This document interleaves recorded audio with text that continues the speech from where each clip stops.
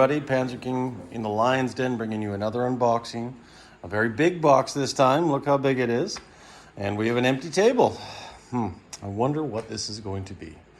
Well, maybe I should open that first and show you. Let's see if this works. Look at that, guys. Look at that. Well, as you probably know, this is a 4x8 sheet of plywood. And this is an enlarged map of 2025. And you're probably wondering, why do you need a large map of 2025? I don't need a large map of 2025, but I wanted a large map of 2025. Obviously to fit in the war room here, possibly go on that table someday.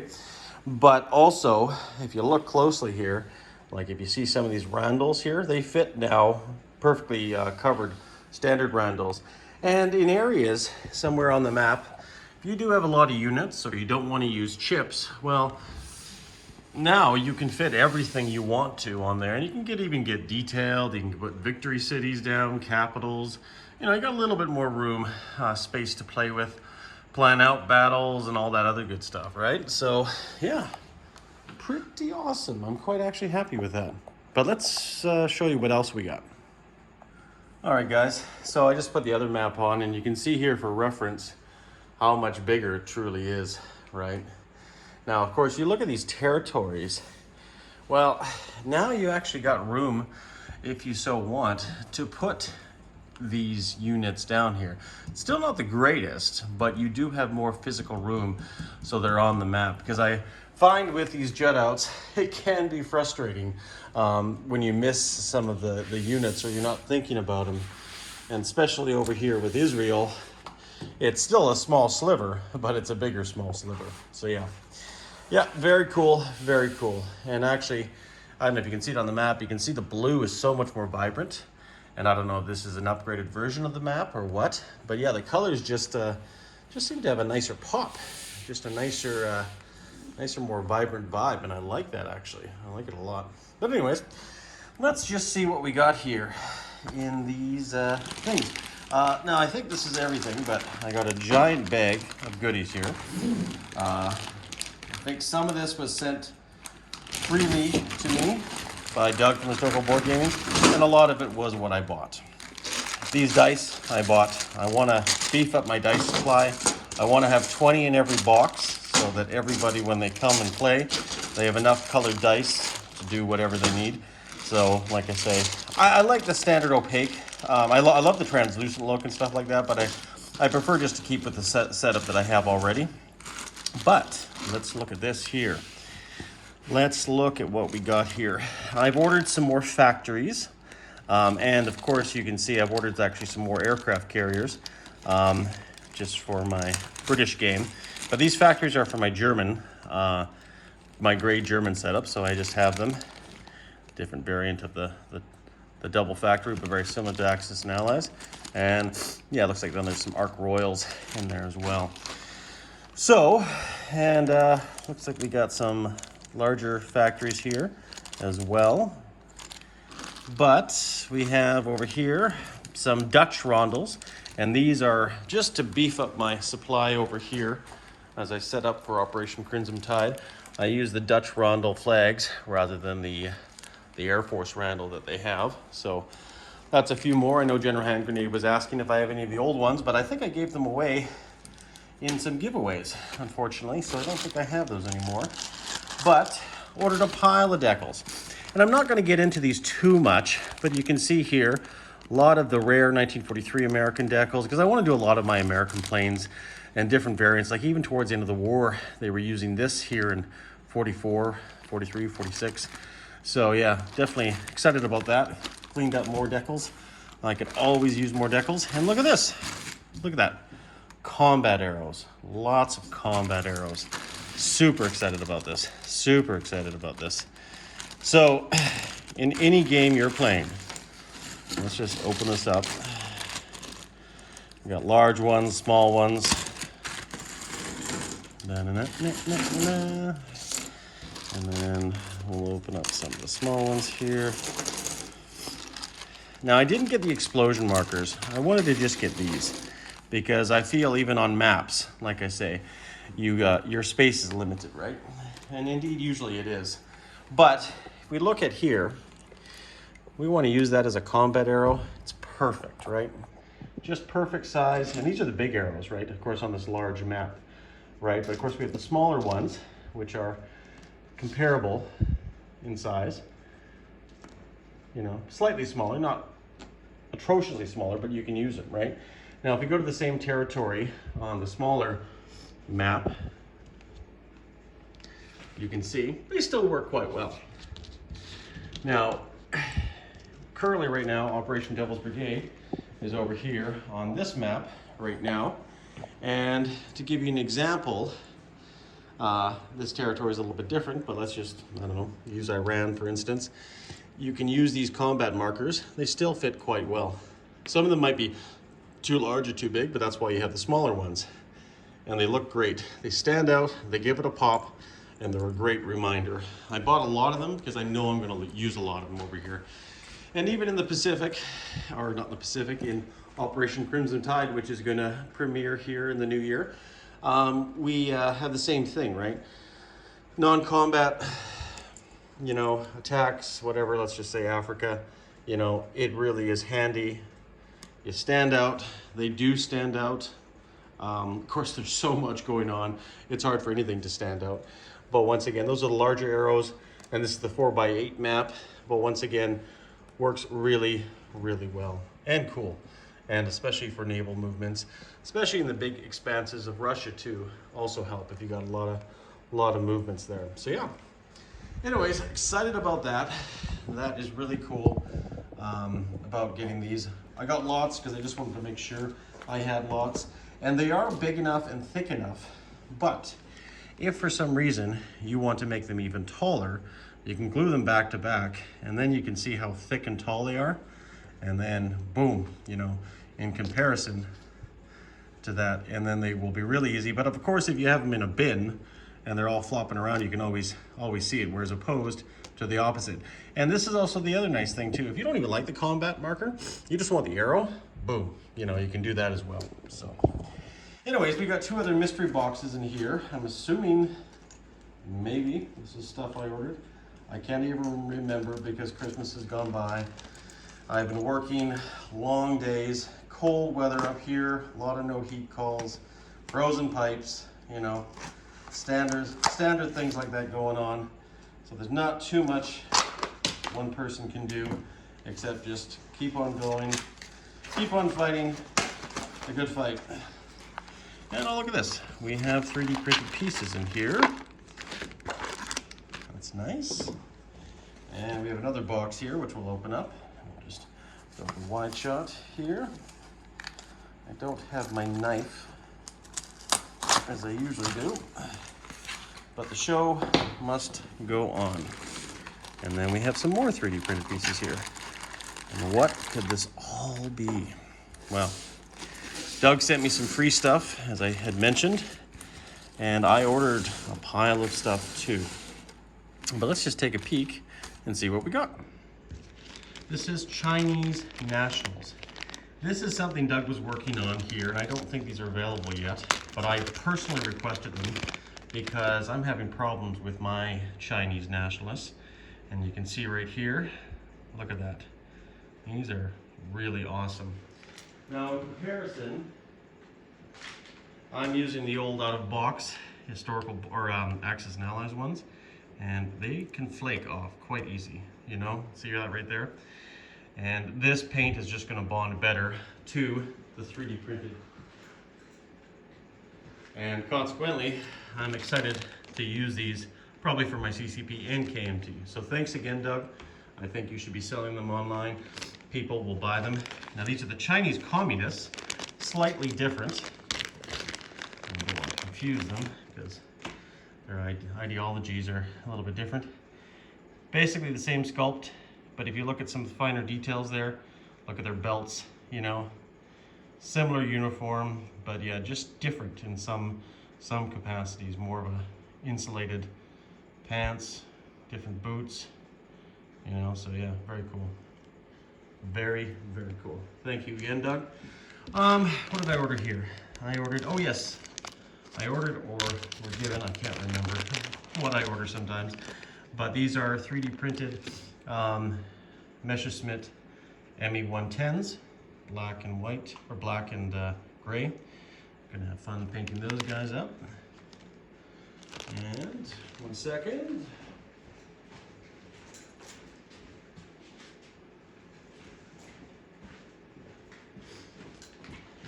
I'm gonna grab a chair because I'm getting old.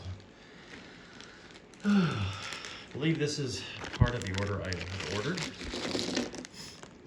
These are some new tanks for 2025. This could be the Israeli or the Russian variants. This is the Eurofighter for the NATO coalition. And I think that's all that's in here. So I got a few variants here. And you can see Doug has been putting a lot more detail with the missiles on the bottom. So that is very, very cool. And look at this, we got oil drums, new supply markers. I've already painted some supply markers up, but these are a little bit bigger drums, but basically you can just symbolize them as supplies or oil, right? And I might paint these up black just to represent oil. We have the F-22 Raptors right here. Once again, missiled up on the bottom with their ordnance. I think I like the F-22 better than the F-35, but like I say, it doesn't matter. But yeah, very cool. I think this might be the 6th generation jet fighter, 5th or 6th, but yeah, definitely for the new modern century and the era. And then here, oh yes, cruise missiles. Talked to Doug when I ordered these or whatever. I was just saying, you can get ones with the base, which is shown here, which is actually not bad, you know, and it might actually be better.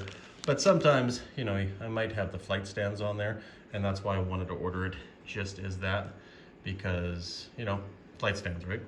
Launch your cruise missiles, put them into battle, bada bing, bada boom. And we got more Chinese nationals here in this bag, which we've already gone over. What else do we have? I ordered some more ballistic missiles for the 2025 game. And you can see here, let's just say the Caliphate has one. And I was over at General Hand Grenades place the other day playing a game, and I love the way he painted them up. They look really good. I think I'm gonna steal his idea. But you can check that out in my video or go to General Hand Grenades video. We both have game day battles that we had for that game day, or a game day game, I should say, or a battle day, whatever. Sorry, my brain's a mush right now. And what do we got here? Survey 1938.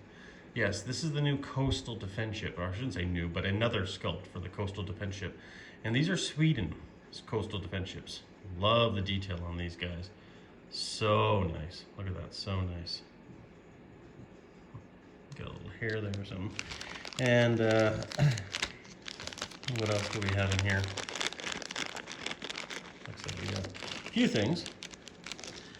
Finally, the long-awaited Stukas. I'm really excited to paint these up, especially the detail on them too. You can look at the landing gear and all that stuff. Like I said, we got a bit of slag there, but whatever. Just got to peel that off. But yeah, those look brilliant and lovely. And then I think that's it for in there, but definitely gonna have fun painting those up. Just never ends, everybody, never ends. Never ever ends. And I think this is it. I'll just zoom out here and we'll open these two bags up.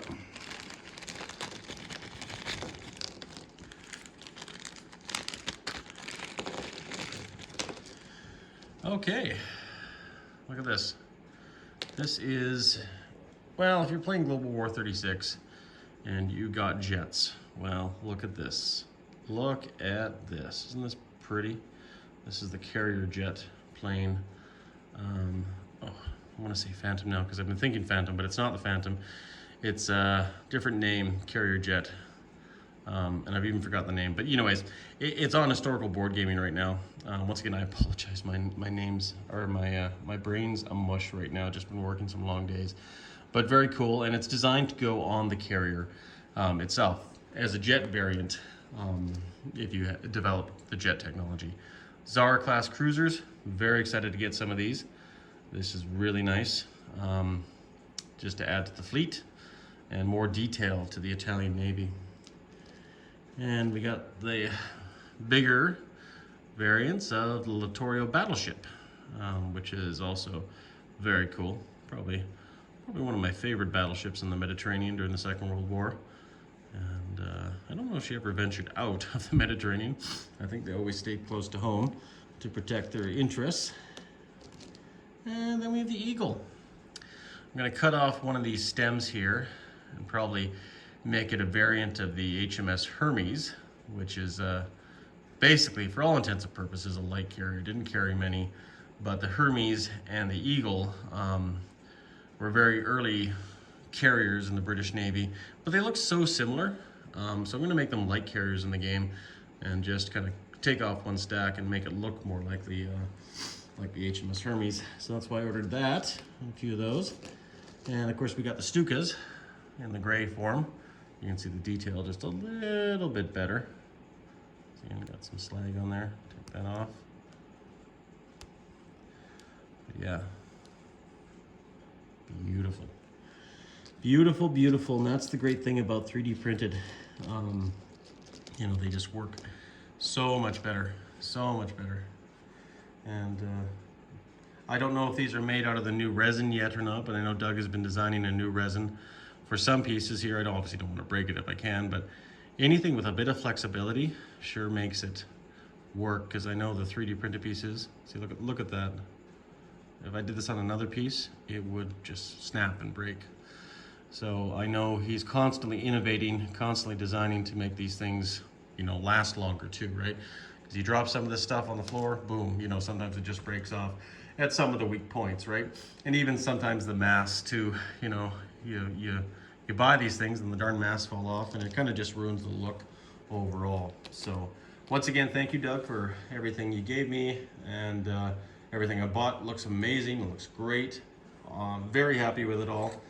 And we'll have to talk later on, everybody, because we got games coming up galore, lots of games. We're still finishing off, well, we're right in the middle of it, not finishing off the Operation Devil's Brigade, which is behind me, the BBR game. And then we're going to be starting Operation Crimson Tide. So come and check that out in the new year. And we will see you guys later. And I obviously have a bit of cleaning up to do, but that's okay when I get time. Take care, everybody. Stay classy. We'll see you again. Hello, everybody. Panzer King back in the Lion's Den, bringing you episode 32 of another unboxing from where? You guessed it, historical board gaming. So let's dive right in, shall we?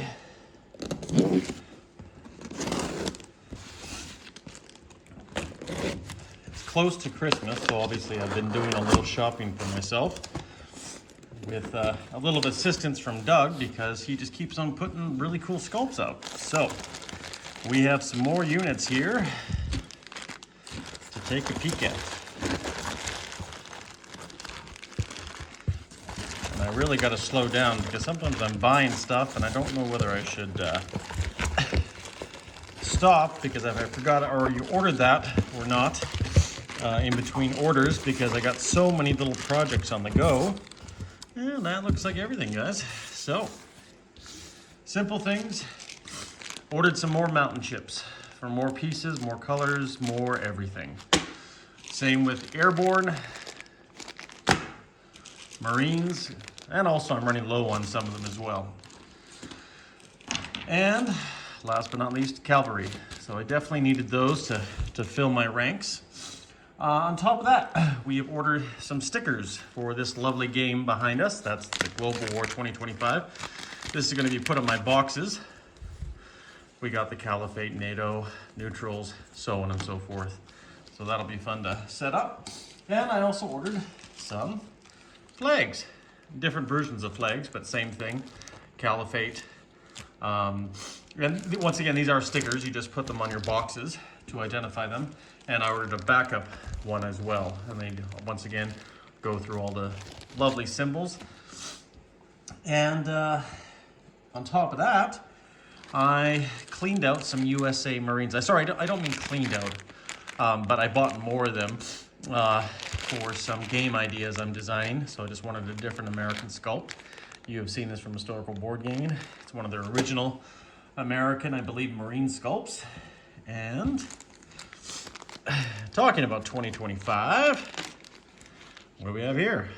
We have some ballistic missile launch platforms there, launching a missile, so that'll be kind of cool to put in the game. I'll probably need a few more of those. And then here, I had to order some more cavalry. And this is obviously going to be going to my German gray set. And I know you guys have already seen what the sculpts look like for the cavalry, so I won't bore you with those. In this little baggie, I'm using some of these. These are the German Condors. I might use these as my second or other version of a transport. They were used as many options as a torpedo bomber and reconnaissance plane, but mostly as air transports as well, too, in the Second World War. But yeah, nonetheless. And then I ordered some more destroyers from the Axis and Allies game. I'm going to paint these little devils up, and we're going to use these for my gray set of the Germans that I'm developing. And since I'm going full bore with grays in this bag, one of my favorite German Strat bombers is the ME-264. Looks really, really cool. Very modern German towards the last part of the war, I should say. And then we have another box here. And I believe we have a heavy cruiser in here. And the Bayonne, if you can see this. World War I armored cruiser, I should say. At least I'm pretty sure it's an armored cruiser. And then we got the Glory, which I believe is French, but I could be wrong. Very cool. Very cool. I think that's just it. A few variants in there. And then some more World War I sculpts here. I'll just pull out a few. I know there's a few variants in here. We have the Majestic, which I think Majestic, I think it's probably English, not French. But nonetheless, sort that out when I'm painting it. The Torgoud Ries, that could be a French boat.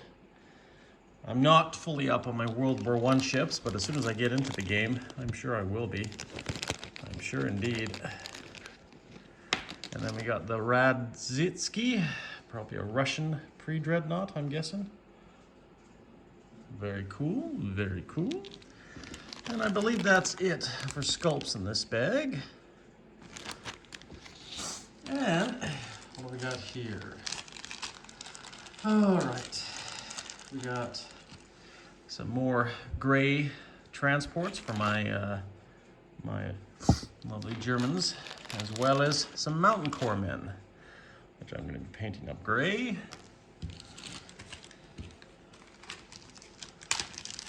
And more artillery. However, this is going to be our German 88 anti-aircraft, since it's pointing up towards the sky. So that's just a variation sculpt of what Doug has come up with. And I'm a completionist, so of course I had to order some Junkers J52s right there, as well as a few more Bismarck sculpts. It's black, it's kind of hard to see, but this will be eventually painted gray. This one's kind of a fun one. It's another little project I'm working on, but I ordered some of these. If we can see them here. German flying troops from the expansion in the Antarctic one. And then, last but not leastly, we have this. Another German heavy strat bomber, the 6th engine. I think it's a Junkers. And then some German M-class light cruisers. And last but not least, one of my favorite jet fighters, the Horten 229.